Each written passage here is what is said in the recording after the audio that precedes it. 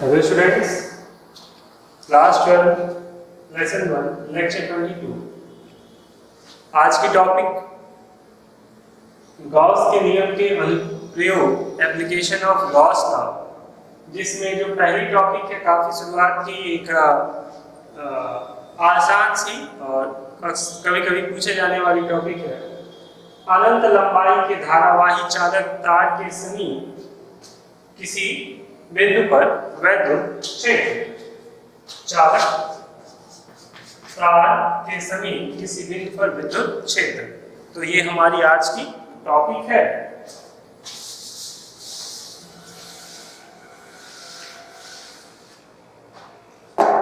मान लीजिए एक धारावाही चालक तार है, अनंत लंबाई का है, इसलिए कुछ देर हम डॉटेड ऐसे कर दिए। ये डॉटेड हमें क्या दिखा रहा है कि इसकी लंबाई क्या है, अनंत है। ठीक है, सीधा है। ठीक, इसके मान लीजिए इस तार के समीप कोई बिंदु है, बिंदु P, उस पे हमें क्या ज्ञात करनी है, इस तार के कारण वैद्युत क्षेत्र। और तो किसी जो बिंदु बहुत ज्यादा दूर अनंत पे होगी उससे हमें कोई विशेष लेना देना नहीं होता है, तो इस तार के समीप के कुछ बिंदुओं को मान लेते हैं। उससे पहले ये जो हमारा अनंत लंबाई का चालक तार है, मान लीजिए इसे धनावेशित इसके आवेश है। ये तार कैसा है, धनावेशित है, एक समान रूप से धनावेशित है। और जो पूरे जो ये तार है,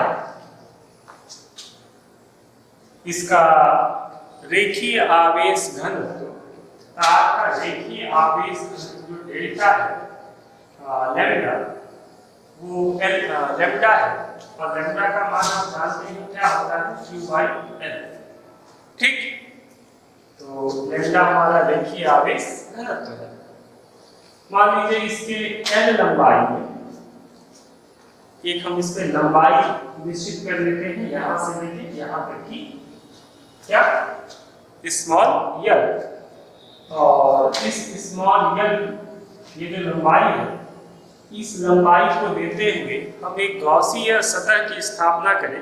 क्योंकि तार है, तार का शेप वृत्ताकार होता है, उसका क्रॉस सेक्शन और लंबाई होता है, इसीलिए हमारे गॉसीय सतह का आकार कैसा होगा, बेलनाकार।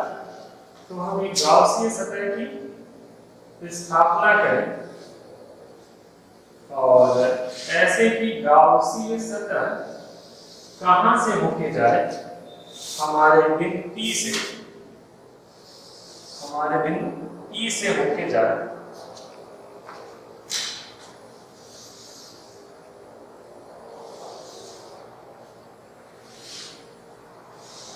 ठीक है, ये हमारी गॉसीय सतह हो गई।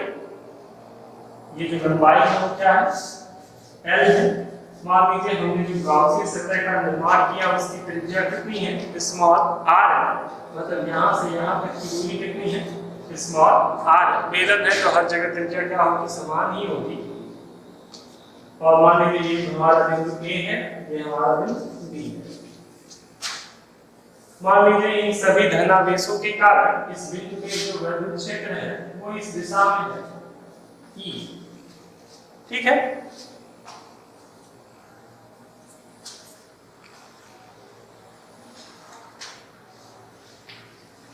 तो गॉस का नियम क्या कहता है। गॉस का नियम सबसे पहले आपको याद दिला दें, वो कहता है कि फाई इज इक्वल टू क्या होता है, E dot A is equal to Q/ε0। तो हम करते क्या है, पहले हम फाई को E के लिए एक मान निकालते हैं E का, फिर फाई के लिए दूसरा मान निकालते हैं क्या, Q/ε0 का। ये हमारा बनता है समीकरण 1, ये बनता है समीकरण 2। फिर दोनों की तुलना करके हम मान पे पहुंच जाते हैं। तो ठीक है, आइए शुरू करते हैं। आप लिखना चाह अभी बाद में लिख लीजिएगा, तो लिख लीजिए। तो हम क्या लिखेंगे, फ्लक्स की परिभाषा से, फ्लक्स की परिभाषा से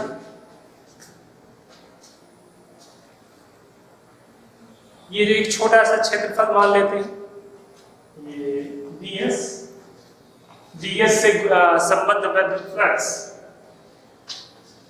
ds से संबद्ध वैद्युत फ्लक्स d5 का मान कितना होगा, E डॉट ds। ठीक है, अब क्योंकि क्षेत्रफल सदिश भी उसी दिशा में होगी, r के दिशा में, और तार के कारण E की दिशा भी क्या होगी, वही होगी। अच्छा, E की दिशा ये क्यों होगी, ये भी एक प्रश्न हो सकता है। देखिए,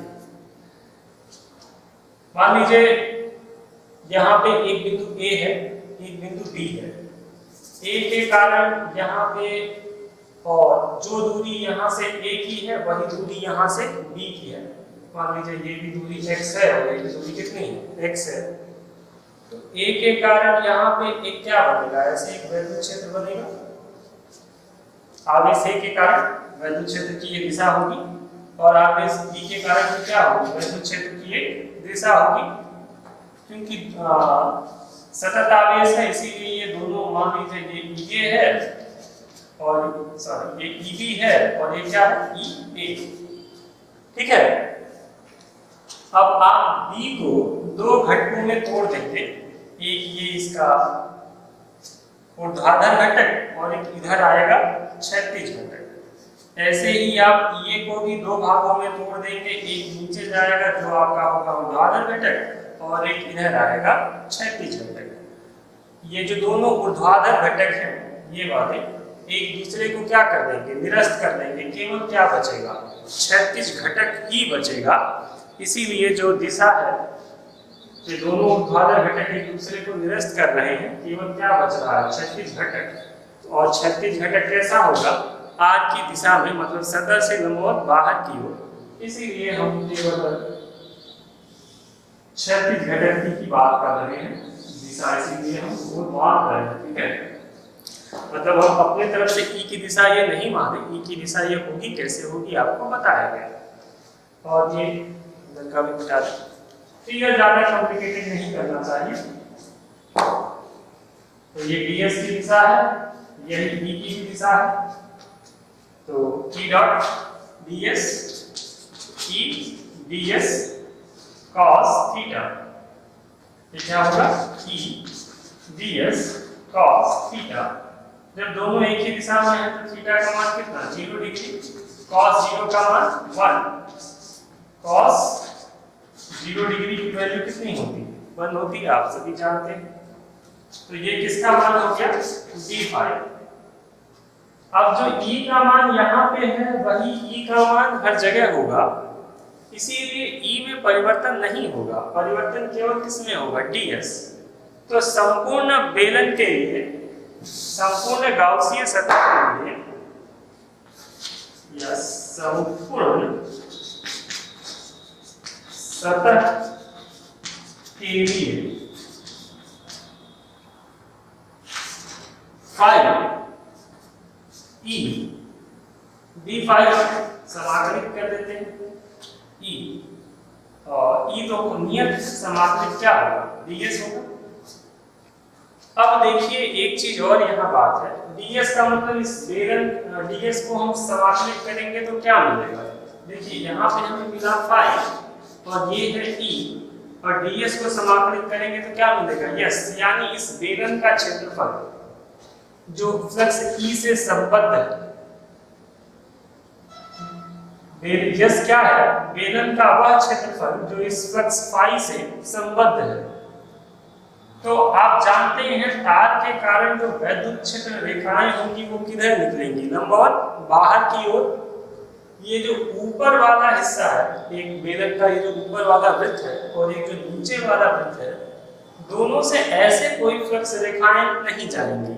इसीलिए जब हम क्षेत्रफल लिखेंगे तो केवल किसकी बात करेंगे, इसके ये बेलनाकार वृत्तीय सतह की बात करेंगे, ये जो वक्रीय सतह है उसकी बात करेंगे, ऊपर के जो दोनों समतल हैं उसकी बात नहीं करेंगे।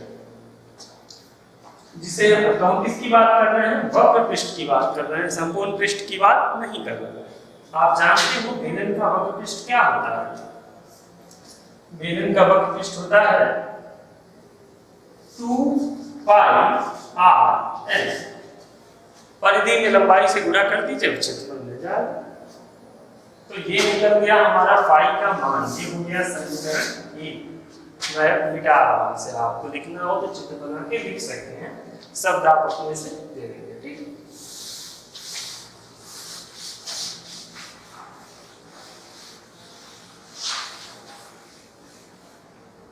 गॉस का नियम माफ करिए, अब हम उपयोग करते हैं किसके, गॉस के नियम का। तो ये सबसे इंपॉर्टेंट पॉइंट है इस प्रूफ का। गॉस के नियम से, गॉस के नियम से देखिए E क्या पढ़ रहा है, गॉस के नियम से फाई प्लस फाई क्या होगा, Q बाई एप्सिलॉन, जहां Q क्या है, इस बेलन से संबद्ध वैद्युत आवेश। Q क्या है, बेलन के अंदर निहित वैद्युत आवेश। ठीक है, आप लिखेंगे। तो क्योंकि अभी हमने एक चीज पढ़ा,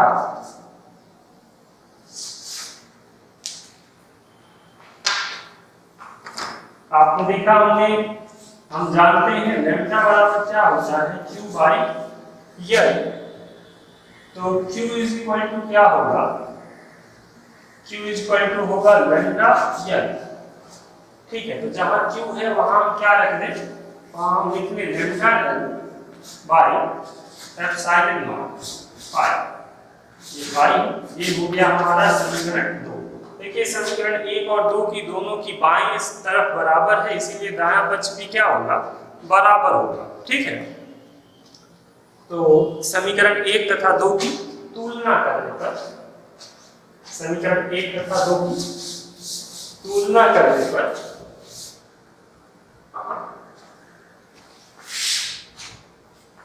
एक तथा 2 की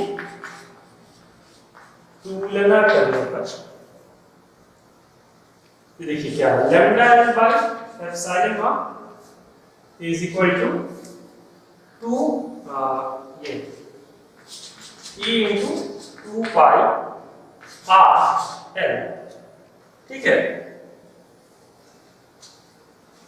हमें किसका मान चाहिए, E का मान चाहिए, तो E को उधर छोड़िए, बाकी पक्ष को इधर लेते आएंगे। तो पहले तो देखिए L से क्या कैंसिल हो जाएगा, L कैंसिल हो जाएगा। ठीक है, तो इसे ऐसे लिख लीजिए, E into 2 pi r equal to lambda by epsilon not.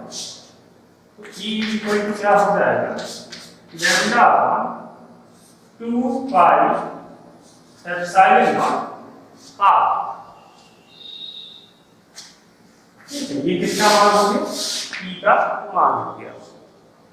इस प्रकार हम गॉस के नियम का प्रयोग करते हुए अनंत लंबाई के एक सीधे सरल धारावाही चालक तार के समीप किसी बिंदु P पर उसके L लंबाई, उसके परिमित सीमित लंबाई के कारण उत्पन्न वैद्युत क्षेत्र का मान ज्ञात कर सकते हैं, जो कि हमने किया। ठीक है, काफी आसान है, आप भी 1-2 बार प्रैक्टिस कर लें, आपको याद हो जाएगा।